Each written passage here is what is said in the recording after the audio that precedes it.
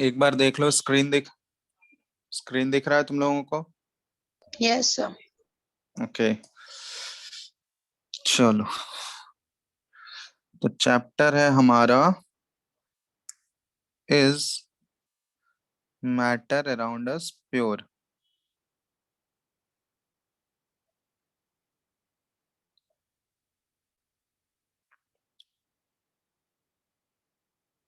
ठीक है, तो इसमें देखो, इस चैप्टर में हम लोग क्या क्या पढ़ेंगे। लास्ट प्रीवियस चैप्टर में हम लोग मैटर के बारे में पढ़े, मैटर का क्या क्या प्रॉपर्टीज होता है। ठीक है, स्टेट्स ऑफ मैटर के बारे में पढ़े, कितने स्टेट्स होते हैं, फिर उन सब का कैरेक्टरिस्टिक्स क्या होता है हर एक स्टेट का, फिर एक स्टेट से दूसरे स्टेट में कैसे कन्वर्ट किया जा सकता है, वो सारा चीज हम लोग देखे थे। मेल्टिंग, इवापोरेशन या वेपोराइजेशन, सब्लिमेशन, ये सारा प्रोसेस देखे थे। फिर फेस चेंजेस के बारे में पढ़े थे, और ये भी बताए थे कि जब जिस समय फेस चेंज हो रहा होगा तो उस समय टेम्परेचर राइज नहीं होता है। ठीक है, और एक ग्राफ भी तुम लोग को बताए थे, वो फेस चेंज वाला ग्राफ करवाए थे ना, हीटिंग कर्व यस करके। सर। चलो, और उसके बाद और भी चीज हम लोग कुछ कुछ टर्म्स पढ़े थे लास्ट चैप्टर में। डिफ्यूजन हो गया, ठीक है। उसके बाद इवापोरेशन के बारे में हम लोग पढ़े, कौन कौन से फैक्टर्स होते हैं वो इवापोरेशन को इम्पैक्ट करते हैं। ठीक है, उसको डिटेल में किए थे हम लोग।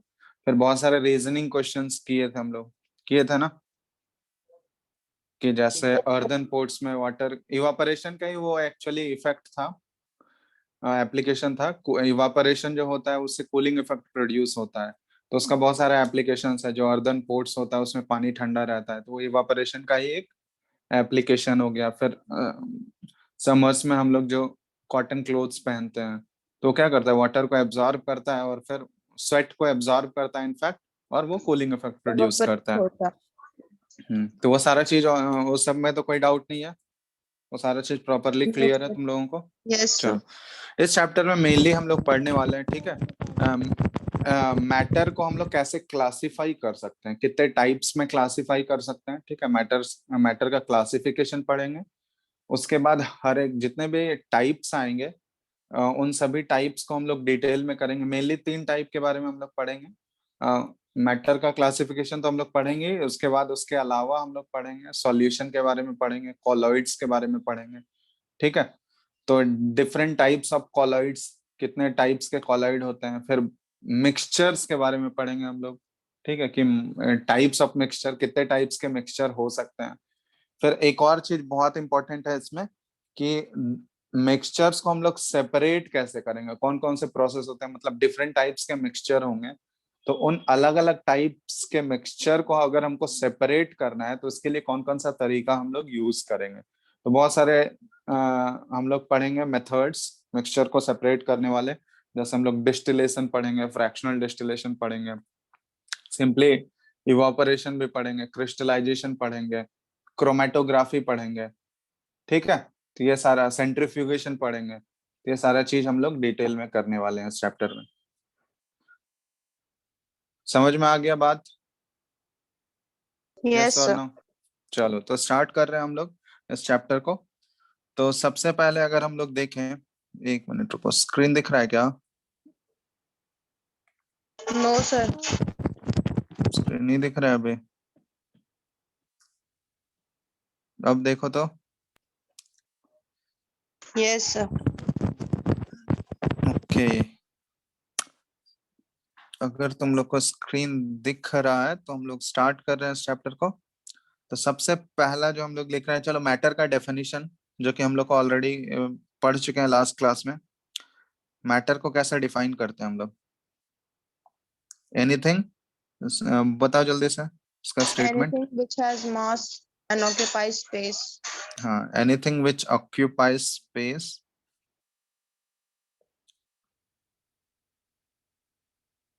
एंड हैज मास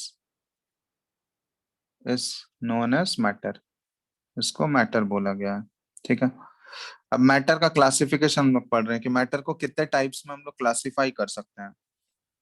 तो देखो, मैटर को यहाँ पे 2 कैटेगरीज में क्लासिफाई किया गया है। एक है, फर्स्ट जो कैटेगरी है ये है प्योर सब्सटेंस। ठीक है, प्योर सब्सटेंस, प्योर सब्सटेंसेस। और दूसरा जो है मैटर का कैटेगरी, ये क्या है, सेकेंड टाइप क्या हो जाएगा, mixtures, pure substances and mixtures. ठीक है, ये दो कैटेगरीज क्रिएट किया गया मैटर का। तो दो टाइप्स में हम लोग मैटर को क्लासिफाई कर सकते हैं, एक होता है प्योर सब्सटेंस और दूसरा होता है मिक्सचर। अब प्योर सब्सटेंस हम लोग किसको बोलेंगे बताओ तो, प्योर सब्सटेंस नाम से क्या लग रहा है तुमको, बोलो किस टाइप, हाँ प्योर बोलो। सब्सटेंस में सिर्फ वो एक पर्टिकुलर सब्सटेंस मिक्स एलिमेंट रहता है या फिर सब्सटेंस रहता है, हाँ उसमें कोई मतलब अदर नहीं किसी होता। एक टाइप का ही एंटिटीज उसमें प्रेजेंट होगा, एक ही टाइप का पार्टिकल्स प्रेजेंट होगा। ठीक है, मतलब दो या दो से ज्यादा टाइप्स के मिक्सचर नहीं होगा, समझ रहे हो ना। अगर उस पार्टिकल, उस सब्सटेंस में थ्रू आउट अगर हम लोग चेक करें तो एक सिंगल टाइप का ही पार्टिकल प्रेजेंट होगा, समझ रहे हो बात। तो इसका मतलब इसको हम लोग लिख सकते हैं कि it consist of, pure substance की अगर बात करें हम लोग, तो it consist of single type of particles which are same in their chemical nature। तो एक सिंगल टाइप के पार्टिकल्स उसमें प्रेजेंट होंगे जिसका कि केमिकल नेचर क्या होगा, सेम होगा। ठीक है, तो उस टाइप के सब्सटेंस को हम लोग बोलेंगे प्योर सब्सटेंस। समझ में आ रहा है बात। यस तो इसको हम लोग बोलते हैं प्योर सब्सटेंस। अब उसके बाद आता है हमारा मिक्सचर। मिक्सचर किसको बोलेंगे हम लोग,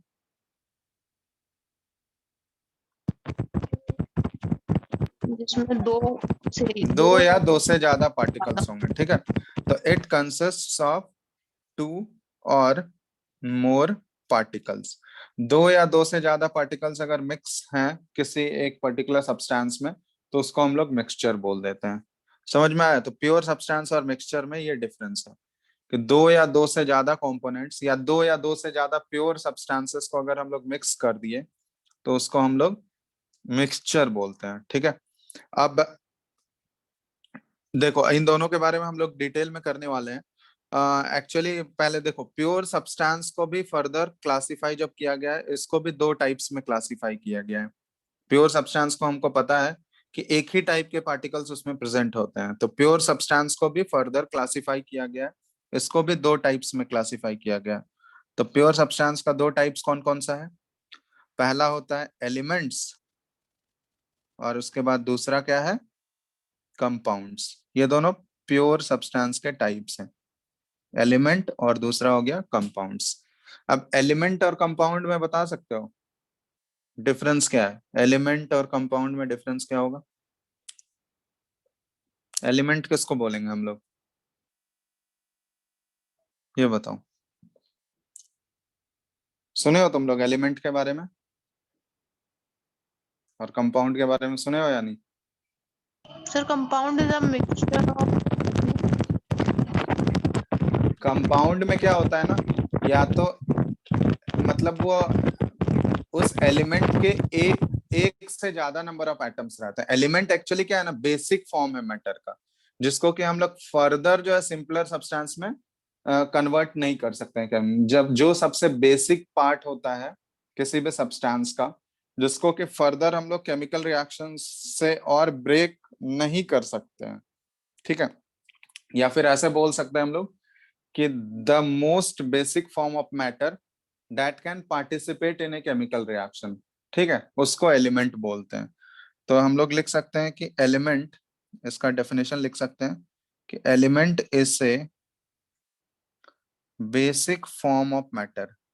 एलिमेंट क्या है, एक बेसिक फॉर्म ऑफ मैटर है that can not be break, can not be, साथ साथ लिखते जाना तुम लोग, दिख रहा है ना screen, yes sir. That can not be broken down into simpler substances by chemical reactions। तो कोई भी केमिकल रिएक्शन करके उसको फर्दर हम लोग सिंपलर सब्सटेंसेस में ब्रेक नहीं कर सकते, वो ऑलरेडी सबसे बेसिक फॉर्म ऑफ मैटर है, तो उसको हम लोग एलिमेंट बोलते हैं। ठीक है। अब एलिमेंट्स का क्लासिफिकेशन, तीन टाइप में एलिमेंट को क्लासिफाई किया गया है। कौन कौन सा तीन टाइप होता है एलिमेंट्स का? सुने होगे तुम लोग। एक होता है मेटल्स, दूसरा नॉन होता है नॉन मेटल्स, और तीसरा मेटलॉइड। होता है मेटलॉइड्स। अब इनके बारे में हम डिटेल में नहीं जाएंगे, क्योंकि मेटल, नॉन मेटल और मेटलॉइड्स, इन सब का प्रॉपर्टीज तुम लोग को पता है ऑलरेडी।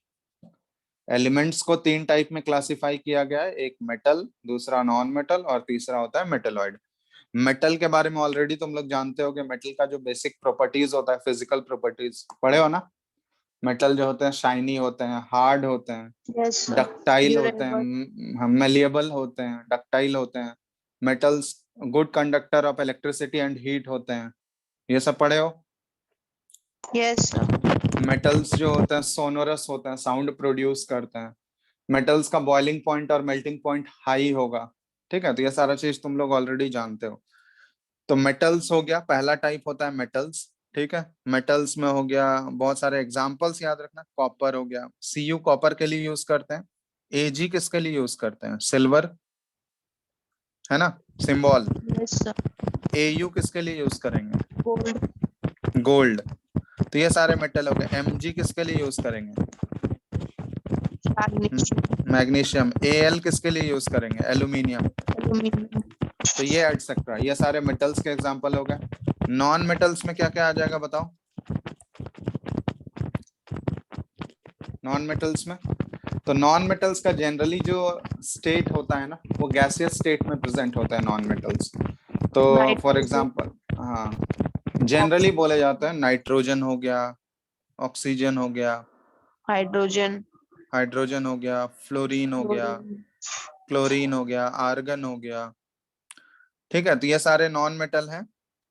नियॉन हो गया, जनरली गैसियस फेज में प्रेजेंट होते हैं जनरली। ठीक है। लेकिन एक ऐसा नॉन मेटल है जो कि लिक्विड में रहता है। कौन सा नॉन मेटल है बताओ? ब्रोमीन। अच्छा क्रोमीन। क्रोमीन नहीं, ब्रोमीन।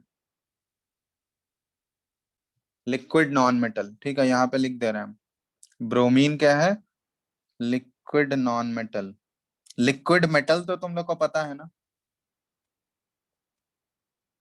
लिक्विड मेटल तो पता है ना, एक ऐसा मेटल जो यस। कि लिक्विड फॉर्म मर्करी। में होता है। हाँ, ये वो क्या होता है? मरकरी। मर्क्यूरी। ठीक है, तुम लोग सुने होगा मर्क्यूरी। मर्क्यूरी का सिंबल क्या होता है? Hg।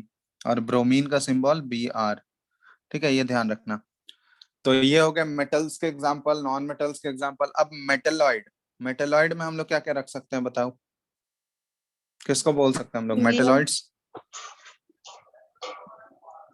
मेटेलॉइड्स किसको बोल सकते हैं बताओ? हीलियम। हीलियम। हम्म, हीलियम मेटेलॉइड है? क्या बोल रहे हो तुम लोग? मेटेलॉइड पहले किसको बोलते, किसको ये बताओ। सर जिसमें मेटल और नॉन मेटल दोनों का प्रॉपर्टी हो। हाँ, जो कि मेटल और नॉन मेटल दोनों के प्रॉपर्टीज शो करते हैं। तो मेटेलॉइड, हीलियम तो नॉन मेटल हो गया ना। हीलियम तो जनरली गैस होता है, वो तो नहीं गैस है सर तो फिर नॉन। बोरोन। बोरोन। हाँ, बोरोन हो गया। ठीक है, ये ध्यान रखना। कुछ कुछ एग्जांपल्स हम लिख रहे हैं। सिलिकॉन हो गया। ठीक है, बोरोन हो गया, सिलिकॉन हो गया। फिर आर्सेनिक होता है। ये सारे मेटेलॉइड हैं। इसका सिंबल भी चलो लिखते जा रहे हैं हम। बोरोन का सिंबल क्या होगा? B, capital B. सिलिकॉन का सिंबल क्या होगा? सही। SI। फिर उसके बाद आर्सेनिक का सिंबल क्या होगा? AS। AS, क्योंकि AR आर्गन का होता है। ठीक है, ये ध्यान रखना।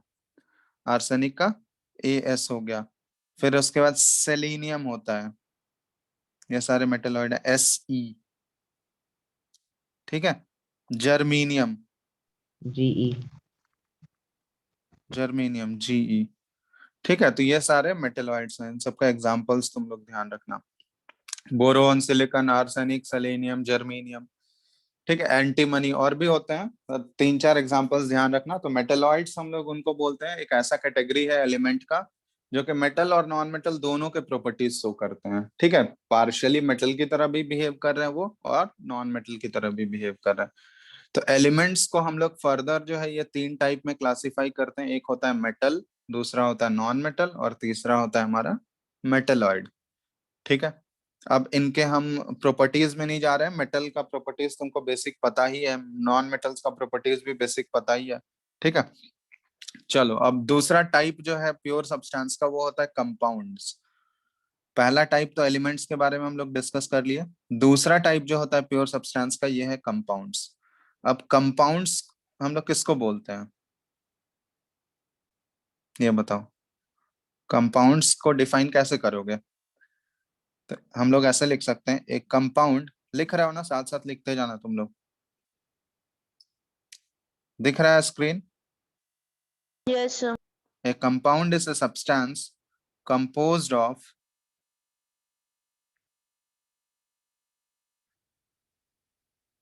two or, ठीक है ऐसे लिख लो, two or more elements,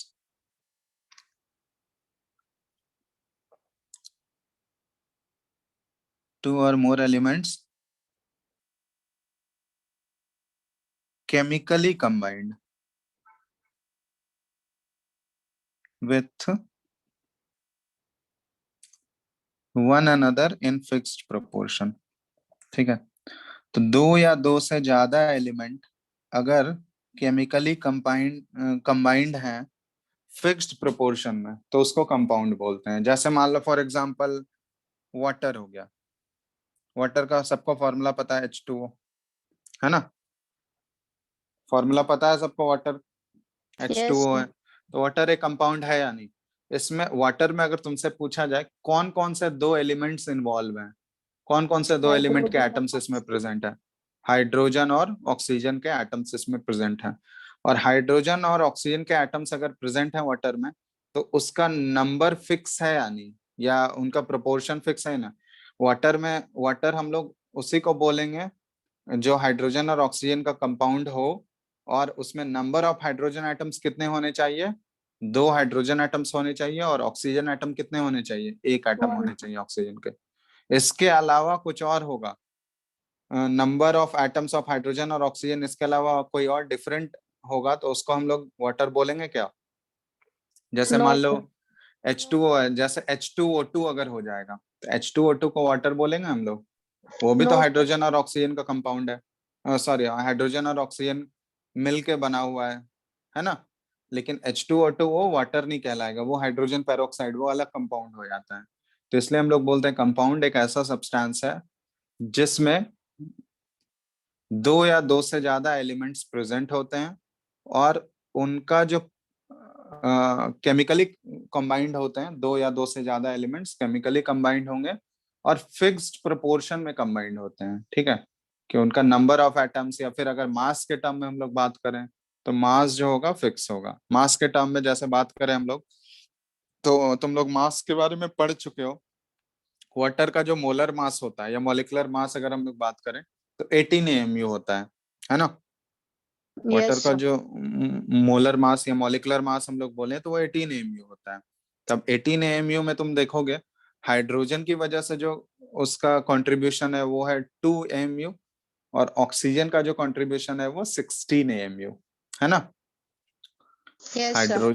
hydrogen का कंट्रीब्यूशन उसमें 2 AMU का है और ऑक्सीजन का कंट्रीब्यूशन 16 AMU, तभी तो दोनों मिलकर 16 + 2 18 AMU होता है।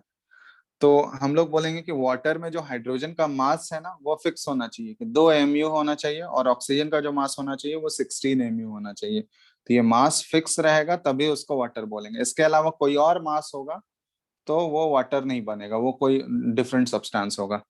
समझ रहे हो बात? Yes, sir. तो इसीलिए कंपाउंड में एलिमेंट्स अगर प्रेजेंट हैं तो वो एलिमेंट्स जो है एक फिक्स्ड प्रोपोर्शन में ही प्रेजेंट होने चाहिए। जैसे मान लो CO2 ले लिए, कार्बन डाइऑक्साइड गैस, तो कार्बन डाइऑक्साइड गैस में कार्बन के एक एटम होने चाहिए और ऑक्सीजन के 2 एटम होने चाहिए, तभी उसको कार्बन डाइऑक्साइड गैस बोलेंगे। अगर मान लो इसके जगह पे CO अगर हम लोग ले लिए तो वो कार्बन डाइऑक्साइड कहलाएगा क्या? CO Sir. वो हो गया कार्बन मोनोऑक्साइड हो गया, वो बिल्कुल डिफरेंट गैस हो गया, उसका प्रॉपर्टीज डिफरेंट होगा। समझ में आ रहा है बात? Yes, sir. चलो, तो ये हो गया कंपाउंड्स। अब यहाँ पे देखो, हमारा प्योर सब्सटेंस जो है दो टाइप्स का होता है, एक होता है एलिमेंट और दूसरा होता है कंपाउंड्स। इन दोनों को हम लोग डिटेल में कर दिए।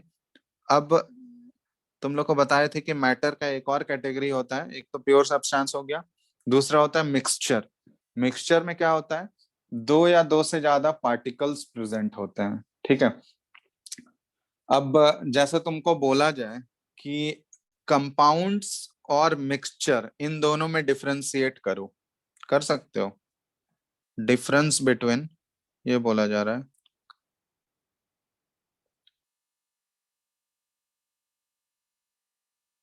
मिक्सचर्स एंड कंपाउंड्स, बताओ तो, डिफरेंशिएट कर सकते हो तुम लोग? The compound is a substance with two or more elements, and mixture is a substance with two different particles. Two different particle, वो तो ऑलरेडी हम लोग डेफिनेशन में पढ़ चुके हैं। ठीक है, चलो देखो यहाँ पे हम बेसिक डिफरेंस इन दोनों का लिख रहे हैं, ऐसे टेबुलर फॉर्म में तुम लोग बना लेना, आसानी से याद रहे। इधर हम लोग लिख रहे हैं मिक्सचर्स का, और इस साइड लिख रहे हैं हम लोग कंपाउंड्स का, ठीक है। तो सबसे पहला इसमें हम लोग लिख सकते हैं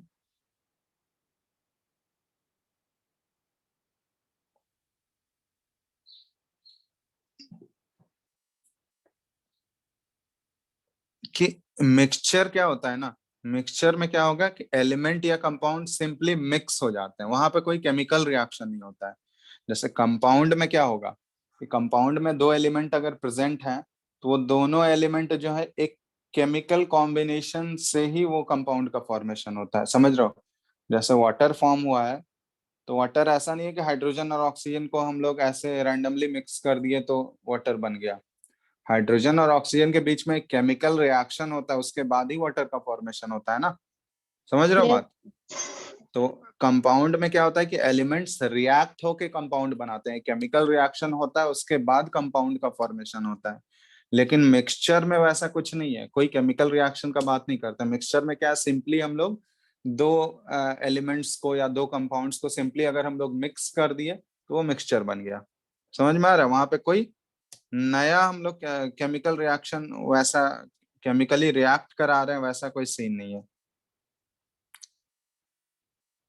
समझ में आ रहा बात? तो हम लोग लिख Yes, सकते हैं sir. कि मिक्सचर में क्या है कि एलिमेंट्स और compounds just mix together to form a mixture. Simply क्या है, यहाँ पे हम लोग मिक्स कर दिए जिसकी वजह से एक मिक्सचर का फॉर्मेशन हो गया, ठीक है। लेकिन कंपाउंड में क्या है कि एलिमेंट्स क्या करते हैं, react to form new compounds, समझ में आ रहा है बात?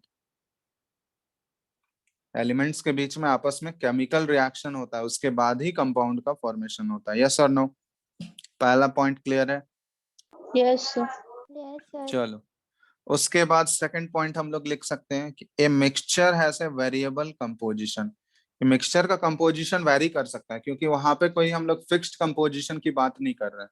जैसे कंपाउंड में तुम लोग को बोल रहे हैं कि एलिमेंट्स जो प्रेजेंट होंगे वो एक फिक्स्ड कंपोजिशन में प्रेजेंट होंगे, लेकिन मिक्सचर में वैसा कुछ सीन नहीं है। तो मिक्सचर में क्या हो सकता है कि उसका कंपोजिशन जो है ये वेरी कर सकता है, तो mixture has a variable composition, ठीक है, ये ध्यान रखना। लेकिन कंपाउंड्स में ऐसा हम लोग बोल सकते हैं क्या? नहीं बोल सकते हैं। तो हम लोग लिख सकते हैं कंपाउंड्स के बारे में कि द कंपोजिशन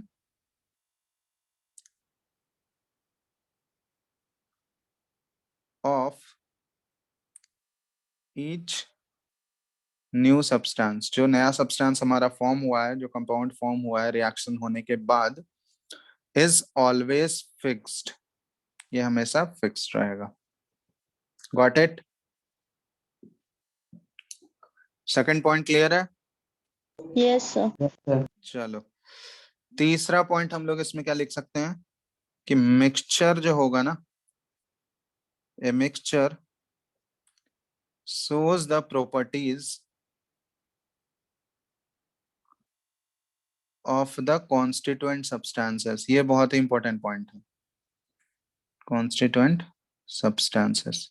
कि मिक्सचर क्या होगा ना, जो भी मिक्सचर हम लोग सिंपली मिक्स करके बनाए, तो मिक्सचर में क्या होगा ना कि उस जिन जिन एलिमेंट्स या कंपाउंड से वो मिक्स होके बना है, वो सभी कॉन्स्टिट्यूएंट सब्सटेंसेस का या कॉन्स्टिट्यूएंट पार्टिकल्स का वो प्रॉपर्टीज शो करेगा।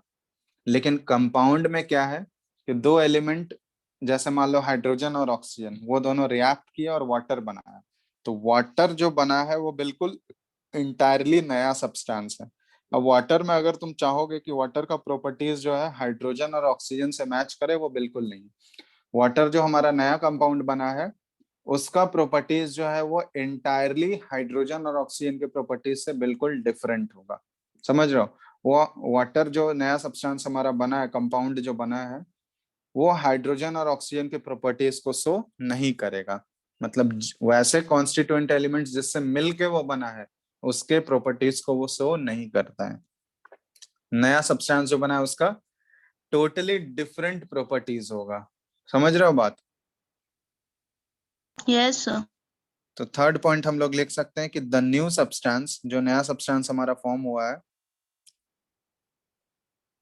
Has totally different properties. वो कॉन्स्टिट्यूएंट एलिमेंट के प्रॉपर्टीज को शो नहीं करता है, लेकिन मिक्सचर क्या है, वो कॉन्स्टिट्यूएंट एलिमेंट्स के प्रॉपर्टीज को शो करेगा।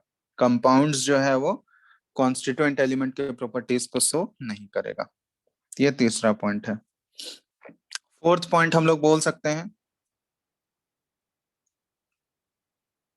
कि द कॉन्स्टिट्यूएंट्स, मिक्सचर के जो कॉन्स्टिट्यूएंट्स हैं, ठीक है, can be separated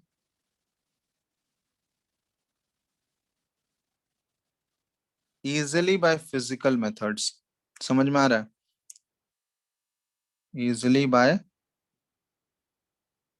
physical methods, कि मिक्सचर के प्रॉपर्टी, मिक्सचर के कॉन्स्टिट्यूएंट एलिमेंट्स को, ठीक है, या कॉन्स्टिट्यूएंट पार्टिकल्स जो भी हैं, उसको हम लोग आसानी से सेपरेट कर सकते हैं फिजिकल मेथड यूज करके।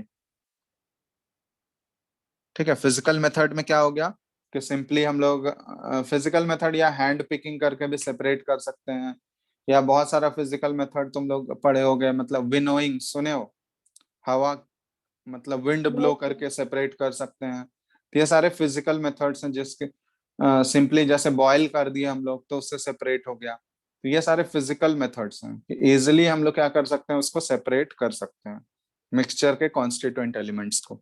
फिजिकल मेथड से आसानी से वो सेपरेट हो सकता है, लेकिन कंपाउंड्स के कॉन्स्टिट्यूएंट एलिमेंट को हम लोग फिजिकल मेथड से सेपरेट नहीं कर सकते हैं। तो हम लोग लिख सकते हैं यहाँ पे, the constituents can be separated,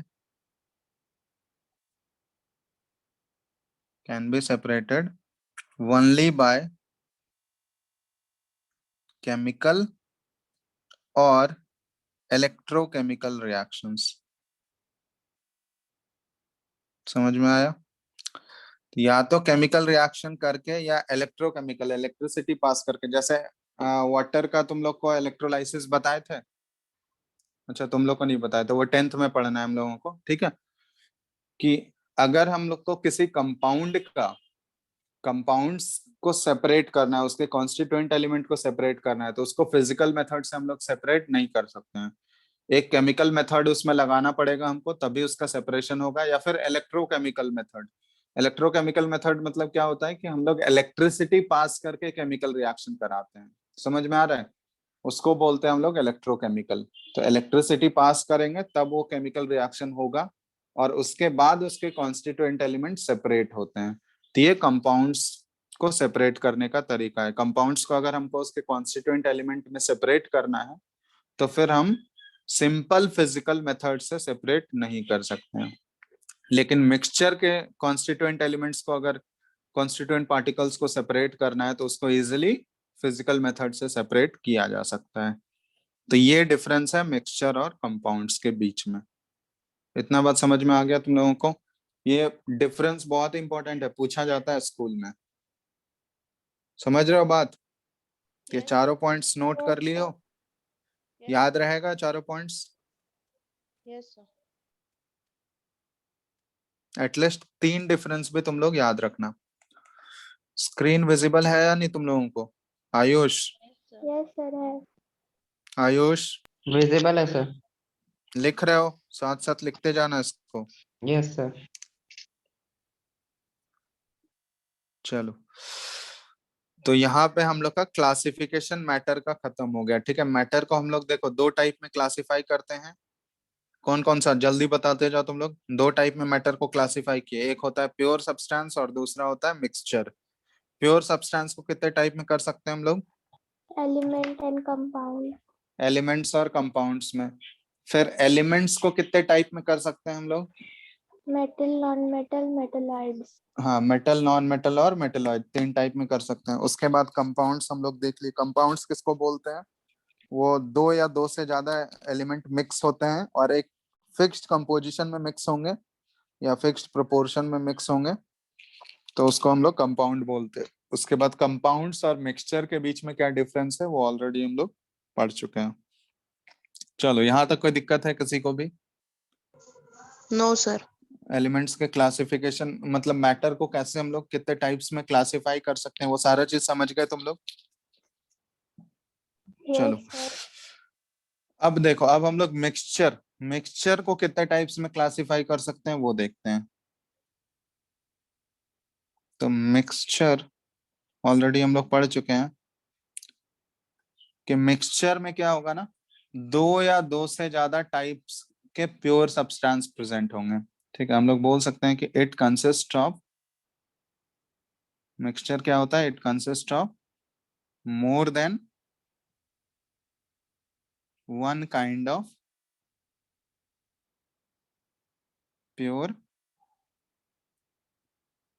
substances, ठीक है, which can be separated, which can be separated by, कैसे सेपरेट कर सकते हैं मिक्सचर के सब्सटेंसेस को? Physical method. फिजिकल मेथड से इजीली उसको सेपरेट किया जा सकते हैं। ठीक है, फिजिकल मेथड्स। अब मिक्सचर के दो टाइप्स होते हैं, ठीक है, यहाँ ध्यान रखना। मिक्सचर को हम लोग दो टाइप में क्लासिफाई कर सकते हैं। एक होता है होमोजीनियस मिक्सचर और दूसरा होता है हेट्रोजीनियस। सुने हो नाम होमोजीनियस और हेट्रोजीनियस? कौन कौन सुना है बताओ? सर सुने तो है क्या होता है ये भी बता दो। सर, अभी याद नहीं आ रहा। Homogeneous and heterogeneous.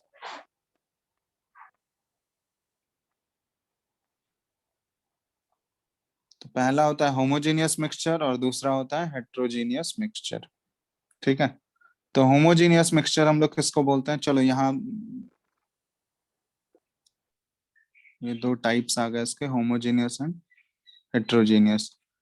ठीक है, अब ध्यान रखना, होमोजीनियस हम लोग उसको बोलेंगे कि वैसा मिक्सचर जिसमें कि सारे कंपोनेंट्स जो है ना वो यूनिफॉर्मली मिक्स्ड है। समझ में आ रहा है? पूरा यूनिफॉर्म मिक्सचर होगा, मतलब मिक्सचर जो है उसमें जितने भी कंपोनेंट्स प्रेजेंट हैं वो सारे यूनिफॉर्मली मिक्स्ड हैं, उसको हम लोग बोलते हैं होमोजीनियस मिक्सचर। और हेट्रोजीनियस मिक्सचर का मतलब क्या हुआ कि जितने भी कंपोनेंट्स हैं मिक्सचर के अंदर वो अगर नॉन यूनिफॉर्मली प्रेजेंट है, मतलब वो यूनिफॉर्म मिक्सचर नहीं प्रेजेंट होगा, तो उसको हम लोग हेट्रोजीनियस बोलते हैं। तो इसका डेफिनेशन हम लोग लिख सकते हैं ऐसे कि ए मिक्सचर, ठीक है, साथ साथ लिखना तुम लोग, a mixture is said to be homogeneous। किसी भी मिक्सचर को होमोजीनियस हम लोग कब बोलेंगे? ऐसे लिख लो, homogeneous if all the components of the mixture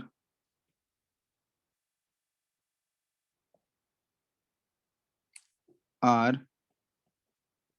uniformly mixed and there are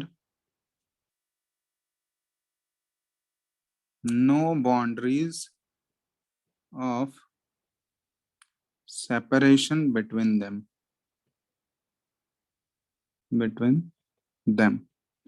इसको हम लोग बोलते हैं होमोजीनियस मिक्सचर। समझ रहे हो बात? कि वैसा मिक्सचर जिसमें कि जितने भी कंपाउंड्स होंगे वो सारे यूनिफॉर्मली मिक्स्ड हैं, और यूनिफॉर्मली मिक्स्ड है, और उसके अंदर कोई बाउंड्रीज ऑफ सेपरेशन, कोई विजिबल बाउंड्री हमको नहीं दिख रहा है कि ये एक कंपोनेंट को दूसरे कंपोनेंट से ये सेपरेट कर रहा है, तो उसको हम लोग बोलते हैं होमोजेनियस मिक्सचर।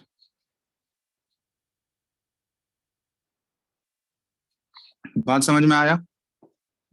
एग्जाम्पल बता सकते हो होमोजेनियस मिक्सचर का?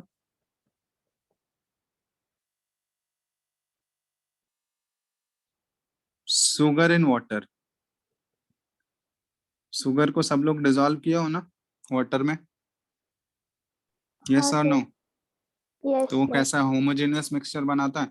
जैसे मान लो पूरा शुगर डिसॉल्व हो गया पानी में, तो तुम कहीं से भी वो उठाओगे, ठीक है, कहीं से भी उठाओगे तो वो क्या होगा,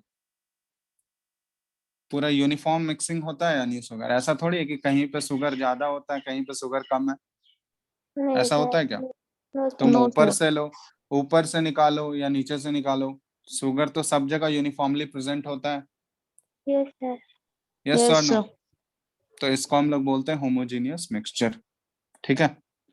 चलो लिखो जल्दी, 1 मिनट रुकना तो।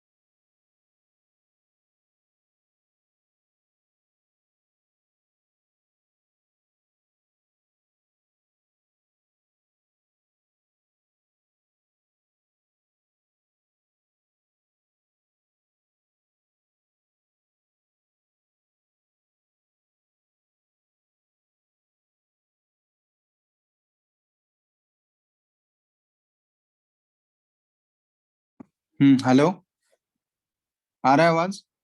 Yes Yes. सर। चलो, होमोजेनियस मिक्सचर समझ आ गया तुम लोगों को? यस। ओके, तो होमोजेनियस मिक्सचर वैसे मिक्सचर जिसमें कि सारे कंपोनेंट्स जो हैं अगर यूनिफॉर्मली मिक्स्ड हैं और उसके कंपोनेंट्स के बीच में कोई बाउंड्री ऑफ सेपरेशन नहीं है, तो उस टाइप के मिक्सचर को बोलते हैं हम लोग होमोजेनियस मिक्सचर। नेक्स्ट होता है हमारा हेट्रोजीनियस मिक्सचर। हेट्रोजीनियस मिक्सचर का डेफिनेशन हम लोग कैसे लिख सकते हैं? A mixture is said to be heterogeneous, ठीक है, if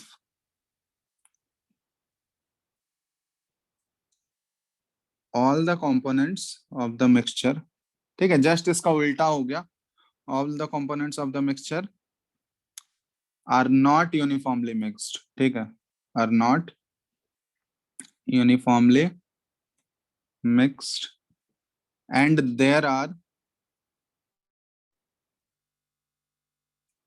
visible boundaries of separation, there are visible boundaries of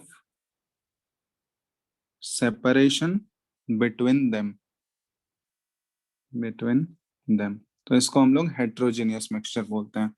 समझ में आया? कि वैसा मिक्सचर जिसमें कि सारे कंपोनेंट्स जो है वो यूनिफॉर्मली मिक्स्ड नहीं है, और आसानी से तुमको कि उसमें सेपरेशन, बाउंड्री ऑफ सेपरेशन, मतलब एक कंपोनेंट और दूसरे कंपोनेंट के बीच में आसानी से एक विजिबल बाउंड्री तुमको दिख सकता है, तो उस टाइप के मिक्सचर को हम लोग बोलते हैं हेट्रोजेनियस मिक्सचर। इसका एग्जांपल बता सकते हो? जैसे मान लो सैंड इन वाटर, कि सैंड को अगर पानी में मिक्स करोगे तो वो पानी में डिसॉल्व करता है क्या? No sir.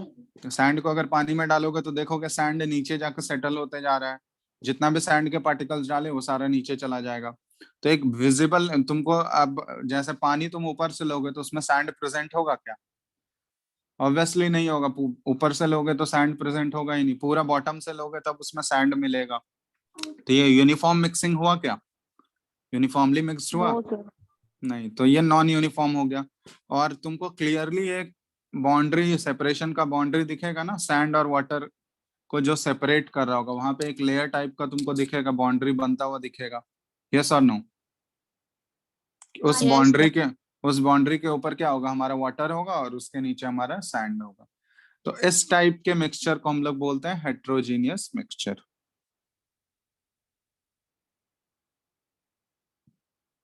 तो होमोजीनियस और हेट्रोजीनियस मिक्सचर समझ में आ गया। मिक्सचर के दो टाइप्स होते हैं, दो टाइप में हम लोग क्लासिफाई कर सकते हैं मिक्सचर को।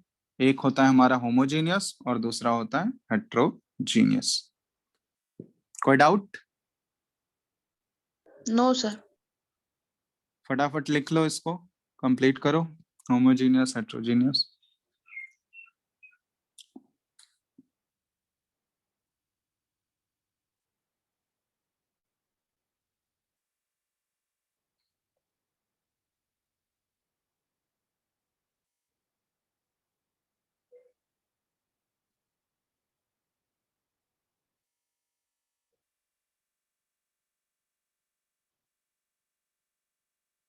हो गया?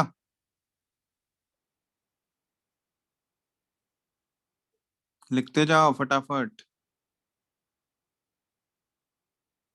Yes sir, लिख लिया।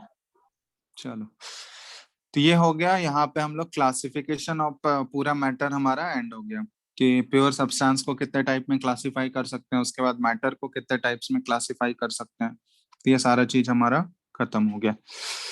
तो समझ में आ गया ना पूरा, A to Z क्लियर है सब कुछ, या Yes. कोई दिक्कत है? Yes, sir.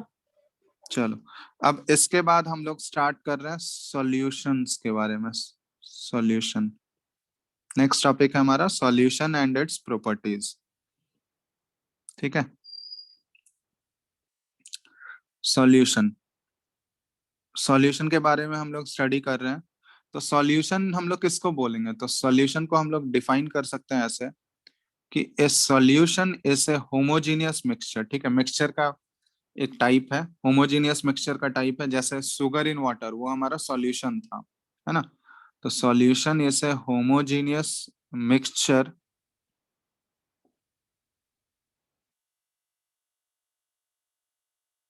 solution is a homogeneous mixture of two or more substances। ठीक है, इसको हम लोग बोलते हैं सॉल्यूशन। दो या दो से ज्यादा सब्सटेंसेस अगर होमोजीनियसली मिक्स्ड है तो उसको बोला जाता है सॉल्यूशन।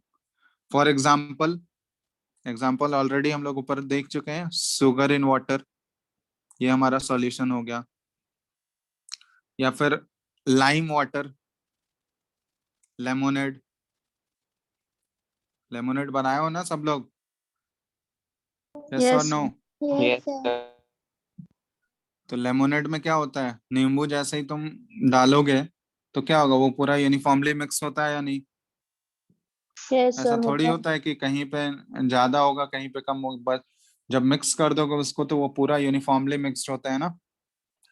तो वो हो गया हमारा सॉल्यूशन कि दो या दो से ज्यादा सब्सटेंस अगर यूनिफॉर्मली मिक्स्ड हो रहे हैं, होमोजीनियसली अगर मिक्स्ड हो रहे हैं, होमोजीनियस मिक्सचर अगर बना रहे हैं, तो उसको हम लोग बोलते हैं सॉल्यूशन।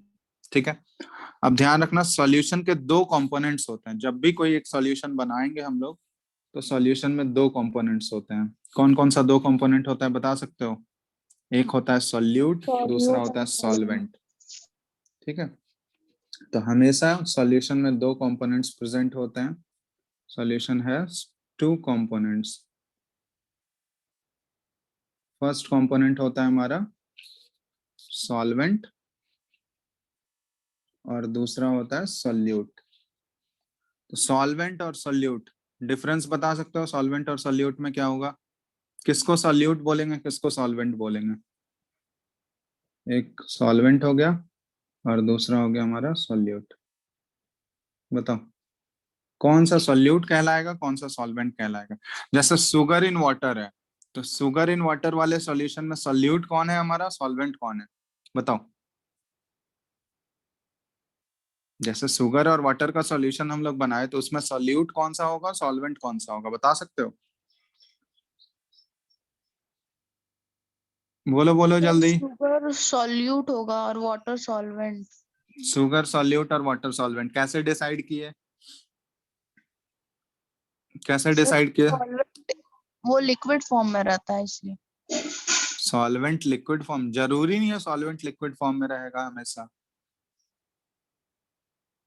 सॉल्वेंट हम लोग उसको बोलते हैं, वैसा कंपोनेंट है सॉल्यूशन का जो कि दूसरे कंपोनेंट को डिसॉल्व करेगा। और जनरली सॉल्वेंट जो होता है ना, वो लार्ज क्वांटिटी में, लार्ज अमाउंट में प्रेजेंट होगा।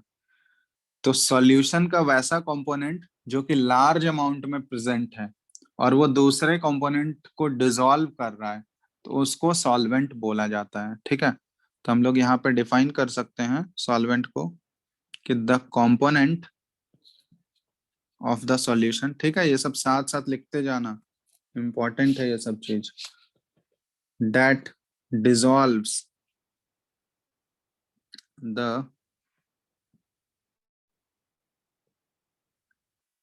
Other component in it. ठीक है,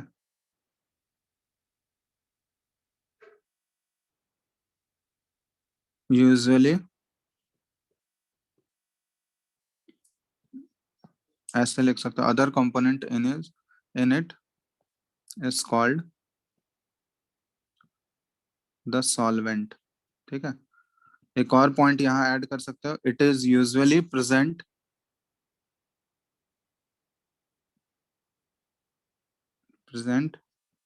in larger amount.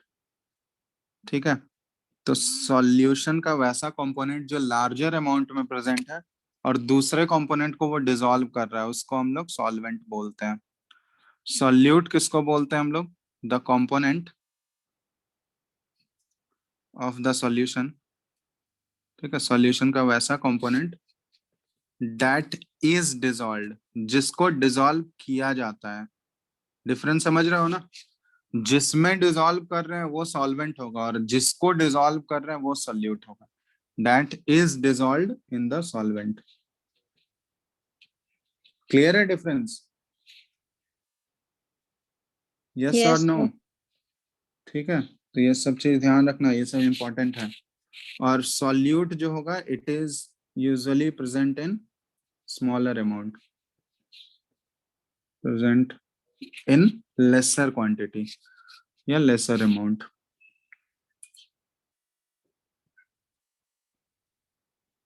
Lesser amount, तो इसको हम लोग बोलते हैं सॉल्यूट। तो सॉल्यूट और सॉल्वेंट में डिफरेंस समझ में आ जाना चाहिए तुम लोग को। फॉर एग्जांपल जैसे शुगर सॉल्यूशन, ठीक है, शुगर इन वाटर। तो शुगर इन वाटर का अगर हम लोग सॉल्यूशन बनाए, ठीक है, ये हमारा सॉल्यूशन है, तो इसमें देखोगे जनरली सॉल्यूट जो होगा ये हमारा क्या होगा? शुगर हो जाएगा इस केस में। और वाटर जो होगा ये हमारा क्या होगा इस केस में, बताओ? Solvent. अच्छा सॉरी, इधर सॉल्वेंट लिख रहे हैं। सॉल्वेंट हमारा क्या होगा इस केस में? वाटर हो जाएगा। ठीक है, तो ये है। तो सॉल्वेंट और सॉल्यूट में हम लोग ऐसे डिफ्रेंशिएट कर सकते हैं। जैसे लेमोनेड बनाए, लेमन इन वाटर, तो उसमें लेमन हमारा क्या हो गया? सॉल्यूट हो जाएगा ना, और वाटर क्या होगा हमारा? सॉल्वेंट हो जाएगा। यस और नो? Yes, sir. चलो,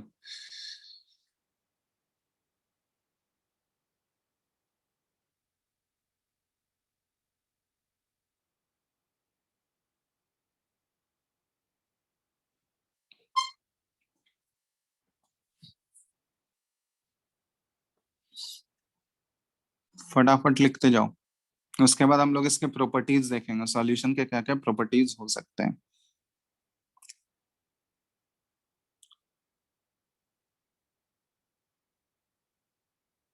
हो गया?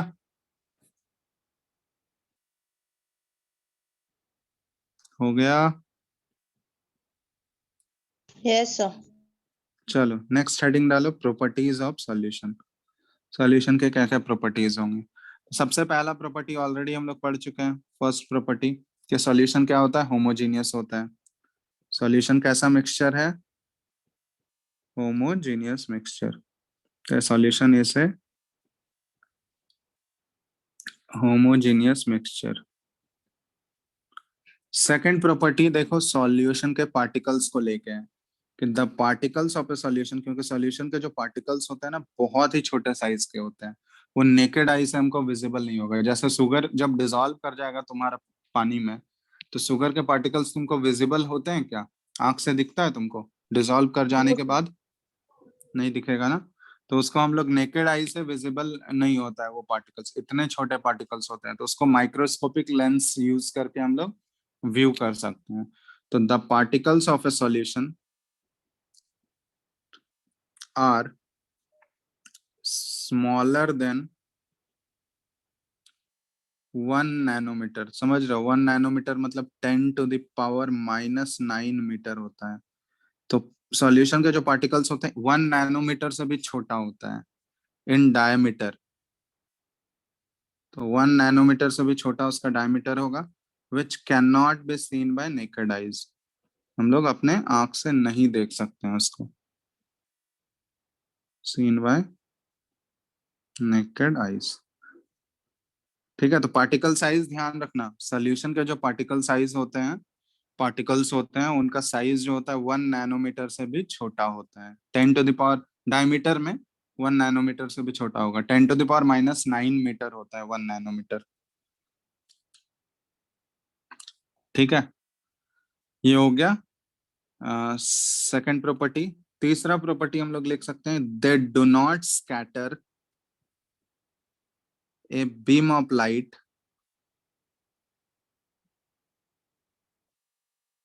passing through the solution।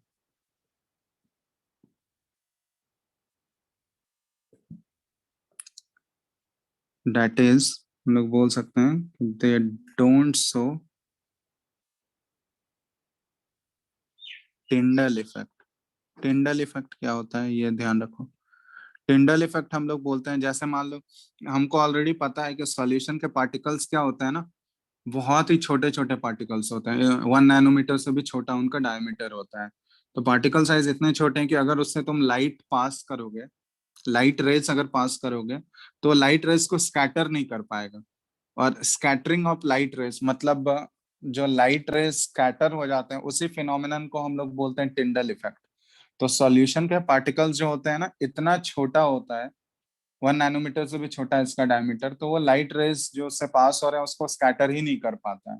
तो अगर लाइट रेज को स्कैटर नहीं कर पा रहा है, तो ये हम लोग बोलते हैं कि वो टिंडल इफेक्ट को शो नहीं करेगा। और टिंडल इफेक्ट को शो नहीं करेगा, इसका मतलब हम लोग ये बोल सकते हैं कि show the path of light, the path of light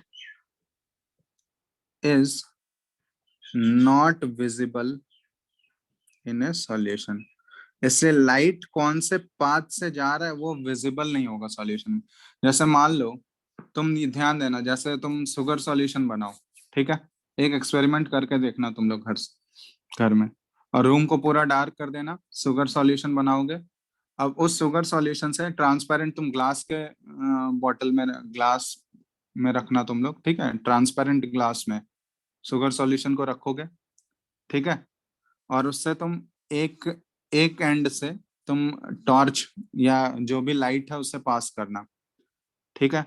तो देखना कि तुम अंदर जो शुगर सॉल्यूशन में उस लाइट का पाथ हमको विजिबल है या नहीं। वो लाइट का पाथ विजिबल नहीं होगा उस केस में, क्योंकि सॉल्यूशन है ना, वो सॉल्यूशन के पार्टिकल्स जो होते हैं इतने छोटे होते हैं कि वो लाइट को स्कैटर नहीं कर पाएगा। बीम ऑफ लाइट अगर उससे पास हो रहा है, तो वो बीम ऑफ लाइट स्कैटर नहीं कर पाएगा। और बीम ऑफ लाइट जब तक स्कैटर नहीं करेगा, तो वो जो पाथ है ना, लाइट किस पाथ से जा रहा है, वो पाथ हमको विजिबल नहीं होगा उस केस में। तो उसी इफेक्ट को बोला जाता है टिंडल इफेक्ट। तो सॉल्यूशन के पार्टिकल साइज इतने छोटे हैं कि ये टिंडल इफेक्ट को शो नहीं कर पाएगा। बात समझ में आया? यस और नो? Yes, sir. तो ये एक बार करके देखना तुम लोग, ठीक है, ये वाला एक्सपेरिमेंट एक बार परफॉर्म करके देखना कि वो पाथ ऑफ लाइट तुमको दिख रहा है या नहीं। शुगर सॉल्यूशन अगर तुम बनाए हो और उससे टॉर्च लाइट पास करना, तो वो ग्लास के अंदर जो पाथ दिखना चाहिए लाइट का, वो पाथ हमको दिखेगा या नहीं दिखेगा। तो इसमें क्या ऑब्जर्व करोगे, वो पाथ विजिबल होगा या नहीं होगा, ये बताओ। तो नहीं होगा। नहीं होगा। नहीं क्यों होगा। नहीं होगा? क्योंकि इसमें लाइट के पार्टिकल्स जो है वो स्कैटर ही नहीं हो पा रहे हैं। क्यों नहीं स्कैटर हो पा रहा है? क्योंकि सॉल्यूशन के जो पार्टिकल साइज है बहुत वो छोटा है। बहुत ही छोटा है, 1 नैनोमीटर से भी छोटा होता है, और वो इनफ नहीं है कि वो लाइट के रेज को स्कैटर कर पाए। समझ आ गया बात? Yes sir. तो ये हो गया प्रॉपर्टीज ऑफ सॉल्यूशन, तीसरा प्रॉपर्टी हो गया। फोर्थ प्रॉपर्टी हम लोग लिख सकते हैं, और इसी इफेक्ट को बोला जाता है टिंडल इफेक्ट। ठीक है, तो सॉल्यूशन जो है वो टिंडल इफेक्ट शो नहीं करेगा। नेक्स्ट पॉइंट लिख सकते हैं कि the solute particles can not be separated from the mixture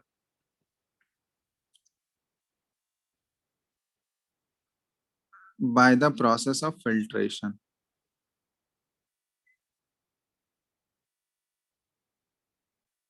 ठीक है, सिंपली हम लोग फिल्ट्रेशन करके सॉल्यूट के पार्टिकल्स को नहीं हटा सकते हैं इसमें। जैसे शुगर सॉल्यूशन अगर तुम बना लिए हो, तो शुगर सॉल्यूशन को कितना भी तुम फिल्टर पेपर से पास करो, फिल्ट्रेशन करो उसका, तो उसमें शुगर और वाटर दोनों अलग अलग हो जाएगा क्या? बताओ नहीं तो। फिल्ट्रेशन करके हम लोग शुगर और वाटर को अलग कर सकते हैं इसमें? नहीं कर सकते हैं। तो ये बोला गया कि सॉल्यूट के पार्टिकल्स को जो है ना, सॉल्यूशन से हम लोग या सॉल्वेंट से सेपरेट नहीं कर सकते हैं सिंपली फिल्ट्रेशन करके। ठीक है, तो ये हो गया। उसके लिए हमको अलग से डिफरेंट मेथड्स हमको ट्राई करना होगा। सिंपली फिल्ट्रेशन करके हम लोग सॉल्यूट के पार्टिकल्स को सेपरेट नहीं कर पाएंगे। Fifth, the solution is stable. The solution is stable. ठीक है सर, स्टेबल बोलने का मतलब क्या हुआ?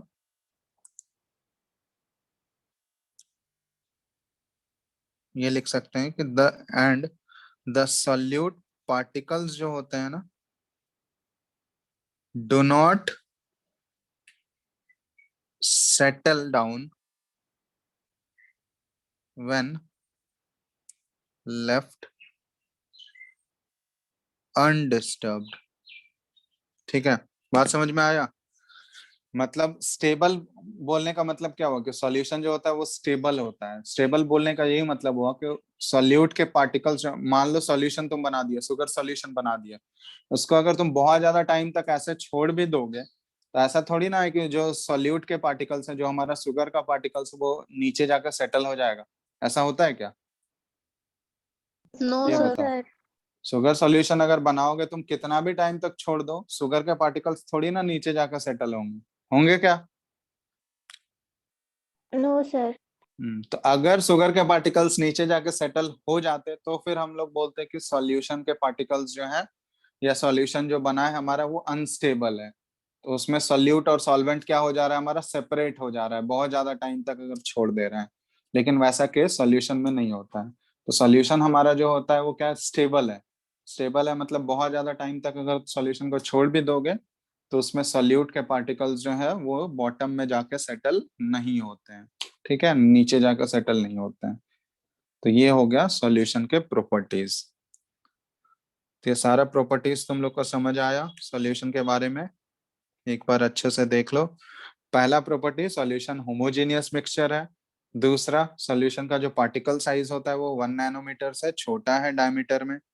तीसरा, कि सॉल्यूशन के पार्टिकल्स जो है वो टिंडल इफेक्ट शो नहीं करेंगे। टिंडल इफेक्ट बोलने का मतलब क्या हुआ कि लाइट रेज अगर तुम उससे पास करोगे, तो वो लाइट रेज को स्कैटर नहीं कर पाएगा। और लाइट रेज अगर स्कैटर नहीं हो रहा है, तो वो जो लाइट का पाथ है ना, वो हमको विजिबल नहीं होगा। Got it? और उसी इफेक्ट को यस बोलते हैं सर। हम लोग टिंडल इफेक्ट। तो वो टिंडल इफेक्ट ऑब्जर्व नहीं होगा। चलो, टिंडल इफेक्ट ऑब्जर्व नहीं होगा। फोर्थ प्रॉपर्टी हम लोग बोल सकते हैं कि सॉल्यूट के पार्टिकल्स को हम लोग इजिली सेपरेट नहीं कर सकते हैं बाय फिल्ट्रेशन। फिल्ट्रेशन करके हम लोग सेपरेट नहीं किया जा सकते हैं। नेक्स्ट क्या है, लास्ट प्रॉपर्टी है कि सॉल्यूशन हमारा स्टेबल होता है। स्टेबल बोलने का मतलब कि अगर सॉल्यूशन को तुम अनडिस्टर्ब छोड़ भी दोगे बहुत टाइम तक, तो सॉल्यूट के पार्टिकल्स वो नीचे जाके सेटल नहीं होते हैं। तो ये है हमारा प्रॉपर्टीज सॉल्यूशन का। ठीक है, तो इतना बात समझ में आ गया तुम लोगों को सॉल्यूशन के बारे में सारा चीज? Yes sir. यस और नो, सारा पॉइंट नोट डाउन कर लिया हो तुम लोग? Yes, sir. Yes, sir. Okay चलो, तो आज के लिए हम इतना ही रखते हैं, ठीक है।